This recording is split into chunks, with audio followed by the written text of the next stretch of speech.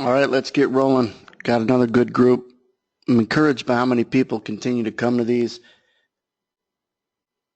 They like them. You guys must like them, get a lot out of them, or both, but everybody keeps coming, and that's good. Trying to build up to a new layout that I'm going to have. I can only tell you what I'm told, and it was mid to late April, and we're in mid to late April. I don't have anything yet. I'm working things up to having visuals better, and that was always the progression that I've always taken as a better way to look at the same thing, constantly working on not different concepts. Concepts can't change, but different ways to look at the same thing to make it easier. And it's not a cookie cutter process like everyone's going to like this way the best. Certain people will, maybe most people will, and some people won't. And you bang around, but the concepts never change. Different ways to look at the same thing can. So what I want to talk about is bringing it in and using the 8PNF as one of those spots. So what do I mean by that? You know what, before I get into this, let's just take kind of a macro look. I can't assume everybody should be in the trading room, but if you haven't made it or been around to the day-to-day kind of what's going and driving the fundamentals, you should. The French election got these global equity markets pretty strong over the last couple sessions. Today had more follow through to the upside than yesterday. We're moving into late April. It's April 25th. But at any moment that could change if these tensions in North Korea are real. Is everyone posturing? And it seems like the media are the only ones that think that confrontation is imminent. It seems like the markets don't care. We're near historic highs again. And they've shrugged off healthcare. They think tax reform could get done. They don't at this moment in time. Nobody's worried about North Korea or any other geopolitical tensions. That could change on a dime if something surprises these markets and us. That's why it's imperative you're following a news source, or you're in the edge room, or you're around other guys that are following it, because it's opportunity. Not only could it save you money, it could make you money. Reacting diligently to what's driving the market, whether it's an ancillary market or some sort of news. I can't say that enough. So right now, I think the ECB is a couple days. That has some market moving potential. It's a 7:30 press conference on Thursday morning. It's just like our Fed, only obviously the release time is different. Draghi is our version of Janet Yellen. French elections are May 7th. Might be tradable that Sunday. It's on a Sunday. It was pretty bullish when the guy that the markets want to see win pretty much won. I think he's up 20, 25 points in the polls. So it's similar to Trump versus Clinton, where Clinton was supposed to win, but not as by big of a margin as this Macron is up over Le Pen. So it would be a bigger surprise if she were to win on May 7th. Is that tradable? It might be a relief rally. It might be like, well, he wins and we actually break. Now, there's other things that could come out in this 2-week period that changes all that from a geopolitical front. For the first time in a very long time, though, tensions with other countries are driving this market, or have the potential to drive it. It hadn't been the case in a long time. So that's what's going on in real time, and tax reform has some legs on it to be, I think, fundamentally something that could move us up and down and sideways and back up and down like healthcare did, if indeed it ebbs and flows and surprises the market. It's not as good as they wanted. It's not going to pass. It is going to pass. It's going to pass with flying colors. All that stuff could make the summer a better summer market than it otherwise is, because that's, I think, when this whole process is going to start. Could go really smooth, or it could be like healthcare reform. The other thing the market looks at is healthcare reform might even take place. So things other than North Korea, if you strip North Korea and those tensions out, things looking pretty good and back to historical highs and move back up. I just think it's too good to be true to stay as far north as we are. All right, so let's get into this topic real quick. The 8 PNF, which everybody should know what a PNF is. I'm not going to get into that. You should know the difference between a 4-6 and 8-12 24 and what makes them different. The bigger the number, the less bars you're going to have and the less rotational feel that you're going to have, meaning if you have a 24 PNF and this is a 24 PNF bar that I just drew, there could have been a lot of rotation within that bar that you miss. There is a lot of rotation in a 24 PNF bar that you miss. Didn't just go straight down if it's a down bar. It's not like a 4 PNF. So an 8 PNF just seems to have some really nice high probability thin spots that work really well and will boost your confidence. But other than that, what I wanted people to look at is I wrote this down. Wait, hold on.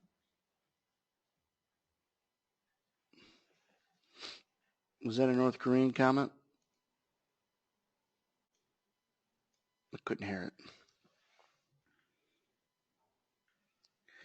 If it was, it didn't seem important. So I wrote these notes when I was preparing for this session. Bring it in. What does that mean? Bring it in. You got to get good at going from 40,000 feet to 20,000 feet to 10 to all the way into on the landing strip, right? Airplane, helicopter, drone, and you're in the weeds. So without going too far with that metaphor, you could also look at it as brackets, whereas the outside brackets are a long time frame chart, maybe a daily or a weekly. You don't have to do this all the time, but once in a while when you're looking at stuff, just take yourself way away from the market, forget about any biases, and start bringing it in. So each one of these brackets is a smaller time frame till you get down to a 4 PNF, let's say. And the 4 PNF I wrote is kind of like the center, and that's the market on the fly. That's when you're going to see, obviously, the most noise, the most, some fights or, right? That's where you're getting down into where it's really interesting. Instead of looking at Earth from the moon, as you get closer, you see more activity, right? Until you get really busy down to the street level. So these brackets, just to give you a visual of bringing it in, there's no scientific, well, this bracket's a daily, and then you come into a 60, and then you come into a 24 PNF, and then an 8, and then a 4. You don't have to do it that way. We will do it that way just for example's sake. But to give you a sense of overlapping some levels to not just tell you where a market could go and stop and be used as support, but also where this son of a you-know-what is bearish below. I want people to start thinking that way, like, hey, good support is good, don't get me wrong. But when good support fails, that's a moment where you got to slap yourself in the face and say, bearish. We're bearish. This is a big line in the sand that's support. But man, if we go right through it, or even if we use it as support and then go right through it, the tide has turned. Bearish below, think of those two words, bearish below or bullish above. Kind of give you a sense of the tide turning and who's got the leash or control on any time frame that you're looking at. But when you're able to overlap some of these, it'll be even more interesting to kind of pull. This is how you do when you're just looking over the charts on a Saturday or Sunday. You just bring it down and you bring it in. And you should put, now not everyone's on CQG, but if you're on CQG, just bring it in on tabs. And so up in here in the upper tab, I've got a daily of the ES, and you blow the chart up. And obviously this is just a bar chart of the daily. And I'm not going to examine and walk through how I would analyze all of this. I always do consolidation boxes, and that's pretty much the whole point of looking at bars. But I would add the footprint. So add a study. The study is going to be the footprint. Just going to simply add it. And so take time to fill in, but now it's filled in with the footprint data. Now every one of these footprint rectangles is a day. So there's you know all the rotation that's happening within a day, right? Let me open this up a little bit. So what I would want people to do is say, hey, this market had an imbalance here at 65. And you write that down. Just write down a green imbalance 65 even on a daily. This to me would be kind of important around 55 even. Why? Because it's where it turned and got weak before it gapped open higher. Now we know we got this gap because of the French elections on Sunday into Monday. Now we got the continuation today. Then I would look at these levels way down here. Now we're starting to get into the a wide area, 40 to 45. So you can say 45 and 40, 45 and 40. Now I'm just doing this. There's no science to this. I'm just walking through and saying, writing down some levels and trying to understand a little bit more about what if. Setting up the what if questions. All right. You could see on a daily how the consolidation box starts to form. I got a black pen. It ain't going to show up too well. Right. These highs, that's obviously important to kind of test the gap. And at some point in the future, we're going to do that.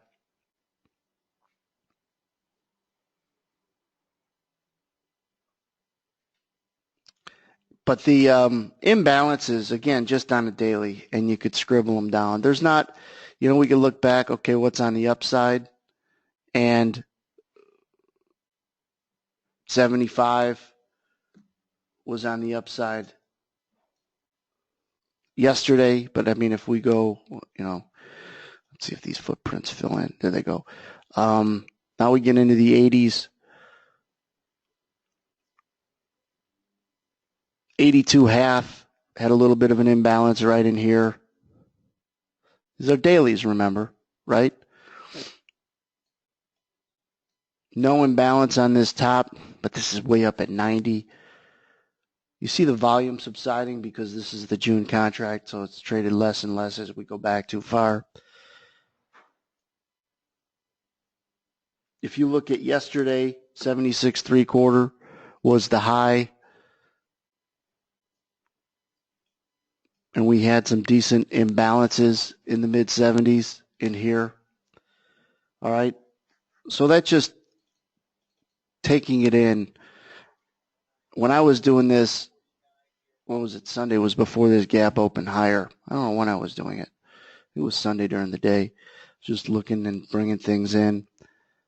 And all these imbalances, I'm looking at all these and I'm saying to myself, man, they get through there, they're gone. And, well, they were, but they had some fundamental driver for it. So now we bring it into a 60-minute, and we do the same. We take these 60-minute bars. We add a study. Oh, shoot. Footprint, add, fill in. And so you write down, are there anything that stands out? Yeah, 81.5 is a level. And that would obviously been for today. 80 is a level. You're going to see these come in. These three greens would be important. 77.5. These are already coming in on some of your guys' charts. But the point is not, oh, we found these levels. That's not the point of this session. The point is just, instead of just having lines on a chart that came up and you know why, you actually are walking yourself through it to give you more confidence to trade these things. So some of you guys might be sitting there and going, yeah, I got these levels, Anthony. I know you probably got them from all the efforts that have been done through this course and through your own work. I know you guys probably got some of these. But it's walking yourself through some sort of mental exercise to help give you confidence that they're now just not a line on the chart anymore.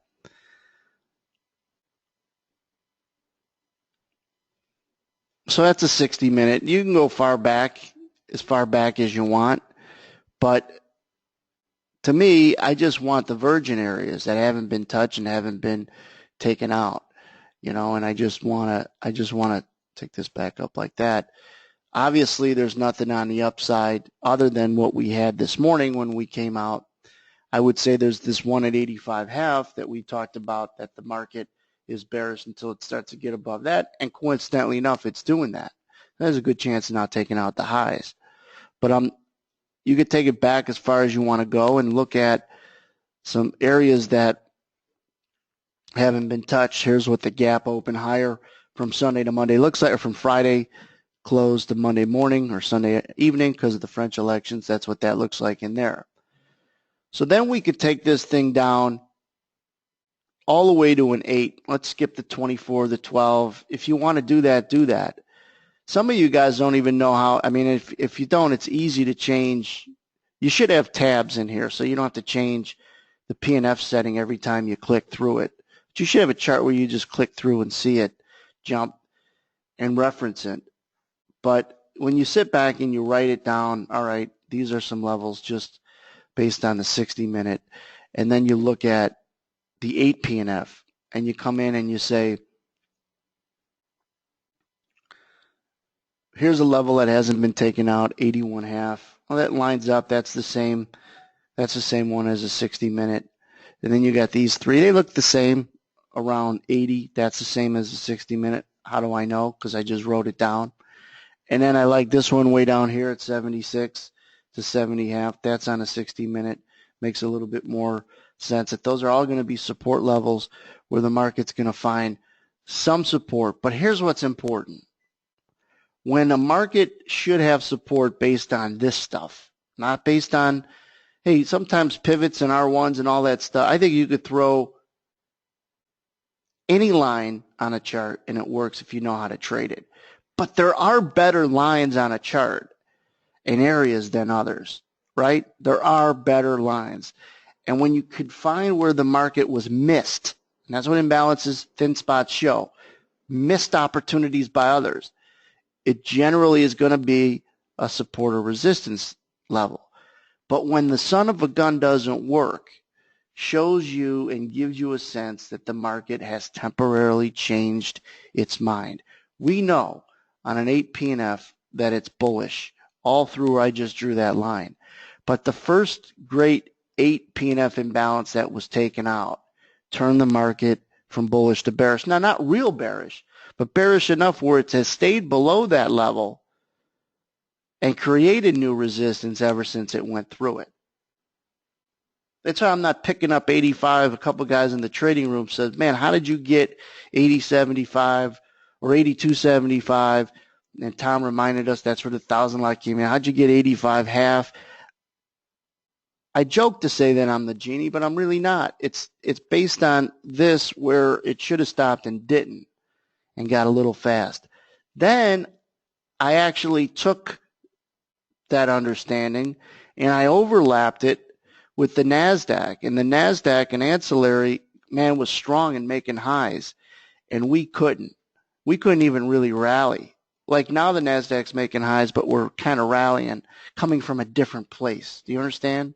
We're coming from a different place. We're coming from down here instead of up here. It's the way to understand context with a divergence. It's like, well, the NASDAQ is rallying, but not, yeah, but we're rallying too. Yeah, we didn't make highs, but we're rallying with it from a lower destination. But when the NASDAQ was making highs back in here, we weren't rallying. We broke. We should have been rallying, is the whole point.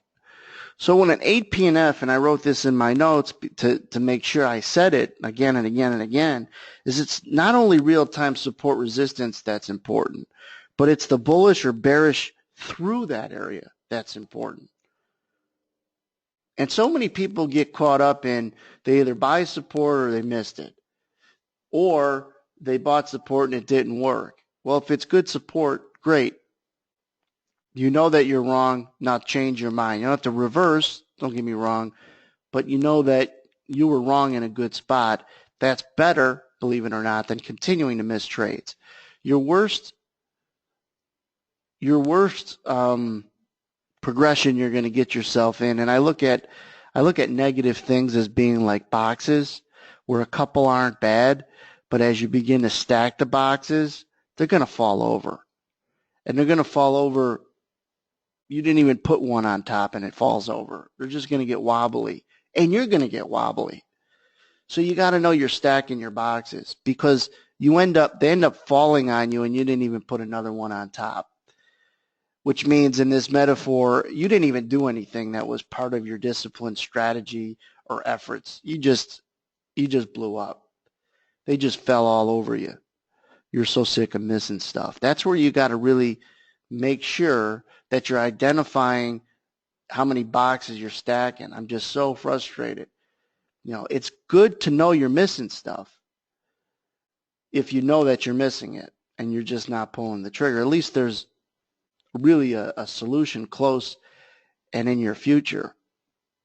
If you don't know what you're missing, you're lost. You got a lot of learning to do. But if you're missing it and you're just frustrated because you can't, why aren't I buying it there? Why aren't I buying it there? What's keeping me from buying it there? We'll have a fix for you eventually. Some things that are coming, and I know I keep saying it, but there are some things that are going to help you.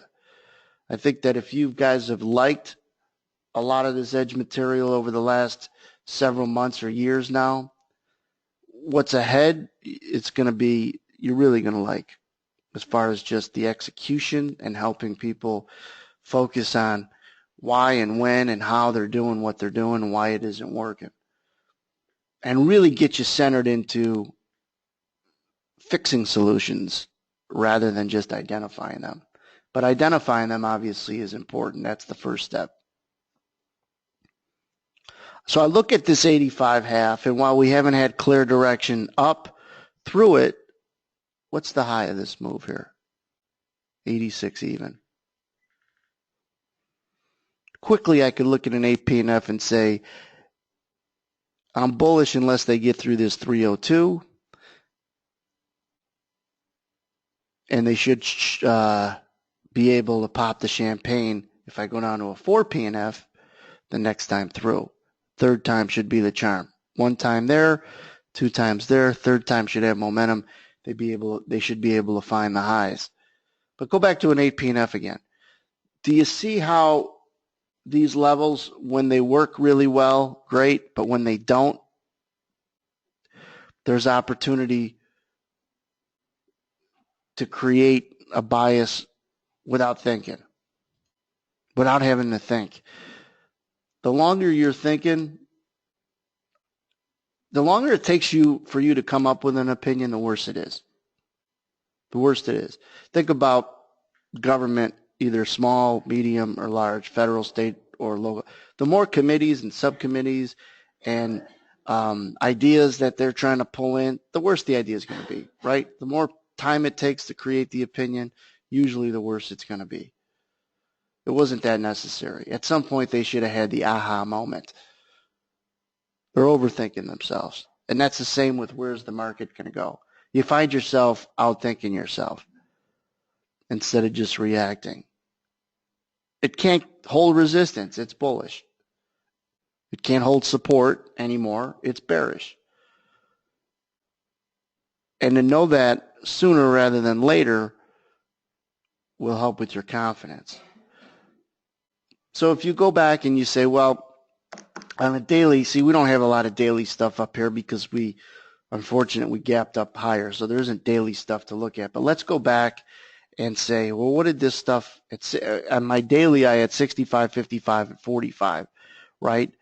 So I'll go back and say, what did some of this stuff look like when it got down there? Not that it worked as support. I don't know if 65s would have been support, and look how well they would have worked. I'm not sure that this is how it looked.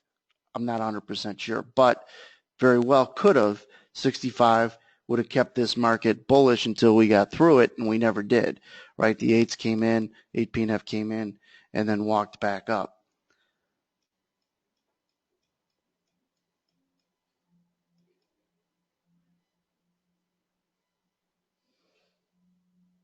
I think that was, when was that? Might have been overnight. 65, that was the low yesterday, wasn't it? Yeah, 65 quarter. So I hope this helps just for people to bring it in to go from way up top to right now. And so things aren't just a line. So sometimes lines, even though they're great and they help, if you're having trouble executing them, you got to pull yourself back and start just re-understanding where they came from, bringing it in. That's the homework. As little of it as you need to do, that's how it should be done. Give yourself some levels to say, you know what? I don't care. I don't care if 65 even is support. All I care is that when they get through 65, I'm a bear. That's it. And examples like that. That's what I want people to focus on. Examples like, what would it take for you to be bullish? For me, the next time through 85, 75. And I kind of thought that they were going to go when they hit it, but I wasn't following the market with these P&Fs. And I can guarantee you, if you drill down on a 4 P&F, if I was long looking for it to release finally above 85, 75, I'd be out for a small loser because it didn't hold this turn, this 471. But you see how you go to the 8 P&F and say, all right, I don't know if this is going to be resistance, but if they get through it, I'm bullish. Well, how long are you bullish for? Are you bullish and it's all the way down in here? You better not be. Well, it didn't go. But then you go and you drill down into a 4 P&F and you say, well, if I'm bullish and I bought it, I'd be out below the first area of support that should have held, which tightens up your stop. So when people ask me, it's usually people that just come in to trading room and first introduce themselves to something new. And it's not a bad question. It's not a stupid question. It's not an ill-advised question. And the question is, well, where do you put your stop? It's not the same. Isn't always the same. It doesn't matter where you get in necessarily. It matters where you're wrong at, and then you put your stop there. So that can be scientific and less discretionary, but it might be slightly different. Maybe it's 3 ticks some trades, maybe it's 5 on another. And maybe it's 5 on another, but it ends up being just 2 because it didn't work or something got you out quicker. And you know what it is that got you out quicker. So you go back to an 8 P&F. And you could see these greens holding in that 83 even area. Well, they were kind of in here. We had 82.75. It worked. I can guarantee you, I can't guarantee it. I shouldn't say guarantee, but the probabilities are pretty damn high that a third time through this area should be able to run it, especially when you felt the failure in here. I mean, this session, we just lived through what the failure feels like, and we don't have to be with big losses to feel that failure. We don't have to have big losses to feel that failure, meaning we don't have to be long because of an idea here, longer, long, and then you just you never had a chance to get short because you were just too busy staying long. Couldn't change your mind. What sucks about choppy trade is that you have to change your mind a lot, and we don't like to do that. But you got to go with the flow. It doesn't mean you have to attach a trade to each opinion, but you have to change your opinion. You have to be good enough to change your opinion.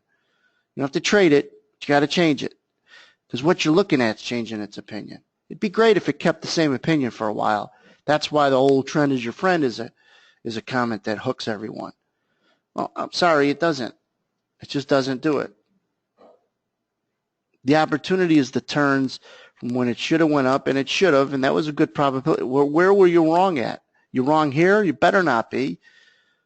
Again, you drill it down into a 4 from an 8 to a 4, and you could see once it got through this turn, you're wrong. And if you're bearish, get short. And if you're short from closer to here, let's say it didn't go down. you know where you're going to get out above 385. So whatever that distance is becomes where your stop is.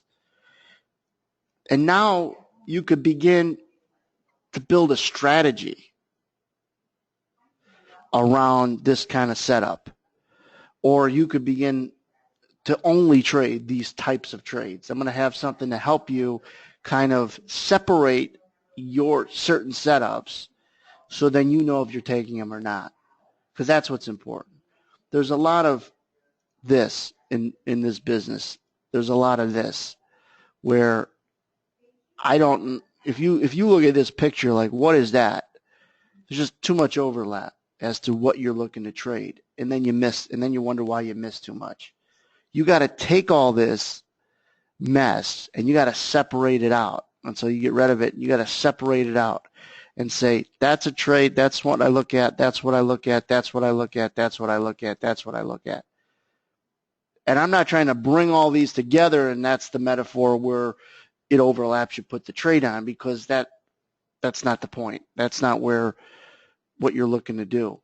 It's that you have all these different, you almost get too many different things, and all of them could be good. Don't get me wrong, but they're never all going to come together for you to put on that trade.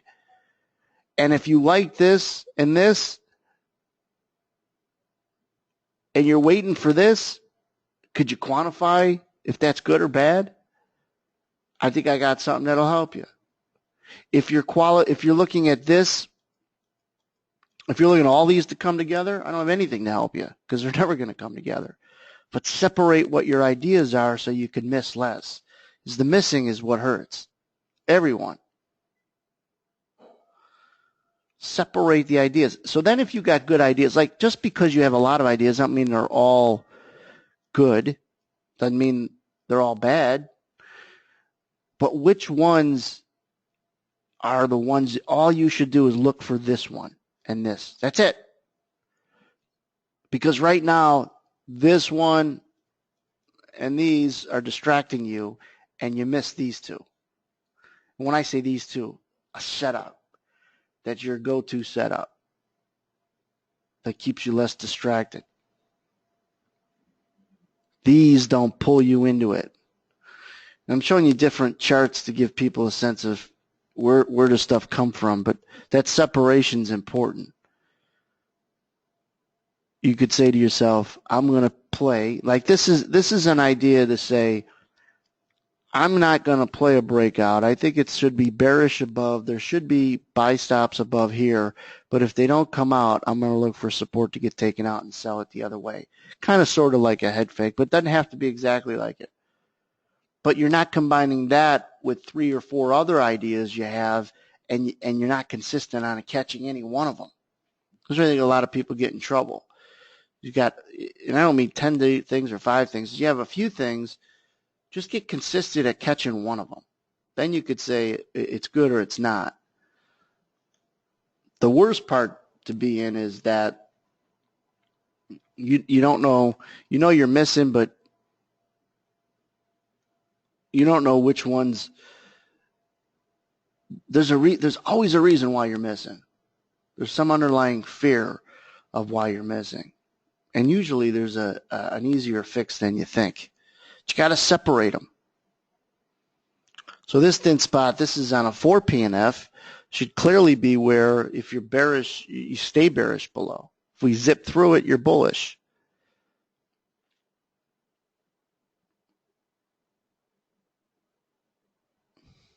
Man, I wish I had what I'm talking about now for you, but I don't.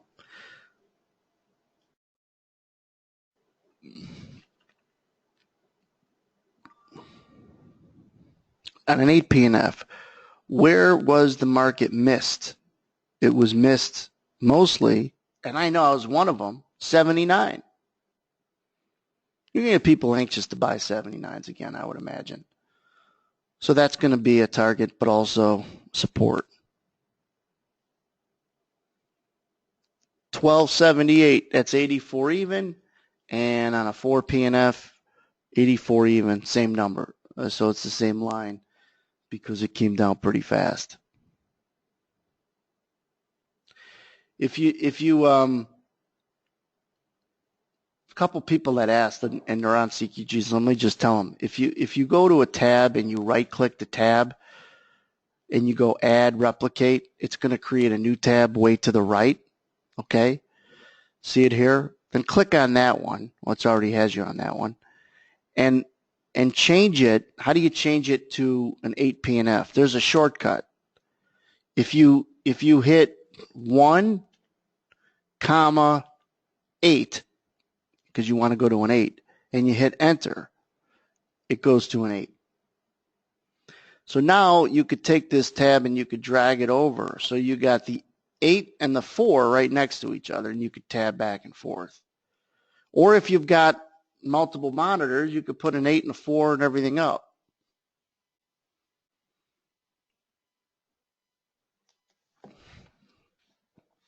I create this one because of the trading room. I don't like dragging charts onto the main screen, so I just could tab back and forth.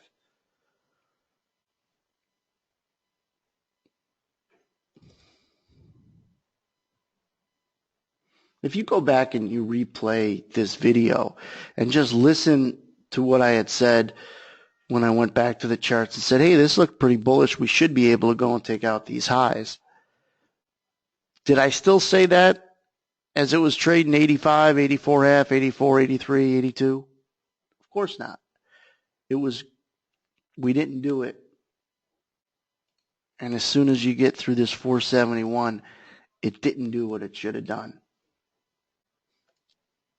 I don't want to get off topic too much. I just want people to get a sense of bringing it in that way, going from, I can get rid of this tab, going from a daily, you could turn it into a footprint, to a 60 is just an example, to a 12, to an 8, to a 24, and write down the areas you think would be support or resistance.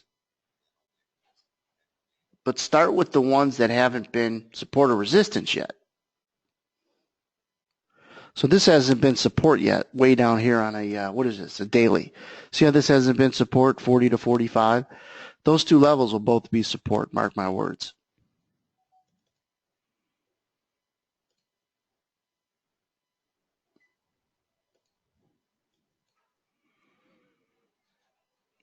When we get back down there. James likes the 10. And those are nuances I like, is that there's nothing, I wouldn't have an argument for him. If you like the 10, let's go to a 10. So you go to 1 on the keyboard, comma, 10, and it'll take it to a 10. And you could see 81. Oh, this cluster here. Same stuff. I mean, I don't see anything different, but I think that whatever you like is right when it's rotational. Just know that the higher the number, the less rotation you're getting. It's odd not to go through, and you be the I want you guys to be the experts on this answer. It's hard to go through. I should say you should go through after a couple rotations on an 8 or a 10 PNF. 1, 2, 3.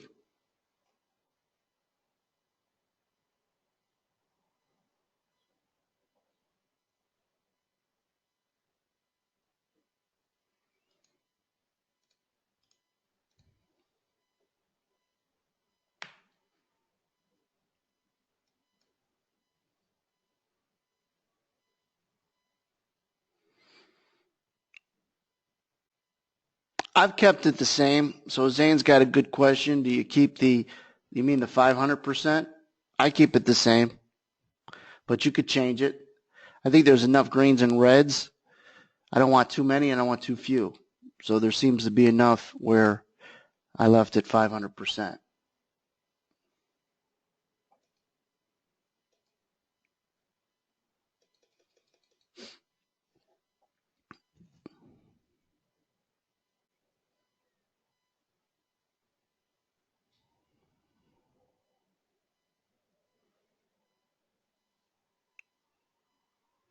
81, 81 half.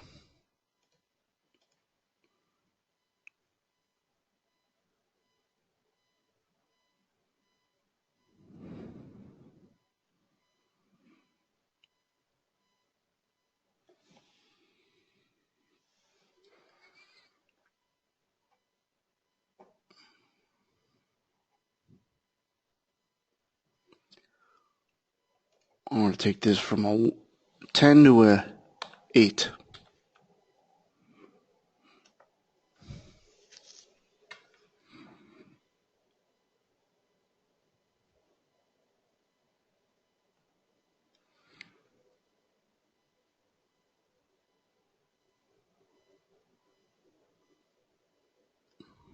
You get a sense that it's pretty, the thing is that if you look at this, you had one rotation, you had two rotations. The third one, would it go through? It's not like three rotations on a 4, right? Because a 4 is going to have more rotations to that high. And we know, as you've gone through this and listened to me long enough, the more rotations hitting a certain area, the weaker it gets. The weaker the area gets, right? The weaker support gets, the weaker the resistance gets, and the better chance you have of rolling through it. So that's all I got for you today. So if we're in a live meeting and we're all going to leave the conference room, I tell people, take it in once in a while. Take it back from a daily and bring it in. And don't let just the automated, whatever chart you're using, throw your lines up and be cool with it and then wonder I'm missing it. Then they're just lines. They just become lines. And then what happens is you miss a couple lines and you miss a couple more and you miss a couple more, and then it becomes, you get the, I know he's going to throw a hanging curveball. I know he's going to throw it. I know he's going to throw it, and you miss it. I knew it, right? Self-fulfilling prophecy. Get yourself out of the way. Get yourself outside that and just bring it down in and write down the levels. Then you'll see them appear and you'll have a little bit more confidence. And if you're not having problems missing trades, this is good just to kind of reinforce where the market is and where the son of a gun's going to switch.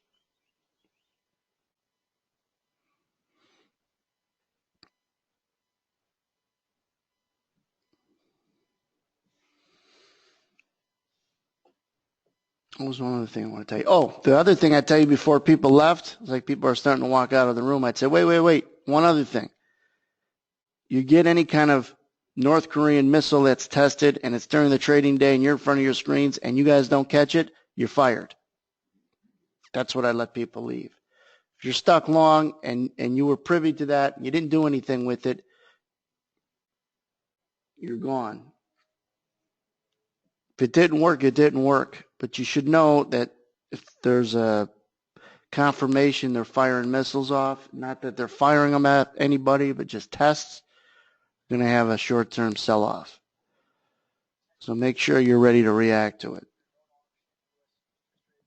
And then do a little homework on the French election. They're about 25 points apart. That poll tightens up. You never know. We don't want to put ourselves in a position to be too surprised. We know what the surprise is. She ends up winning. But we're still about a little less than 2 weeks shy of that election. Markets have priced in that he's going to win, and they're pricing in that the tensions overseas aren't something to worry about yet. All right.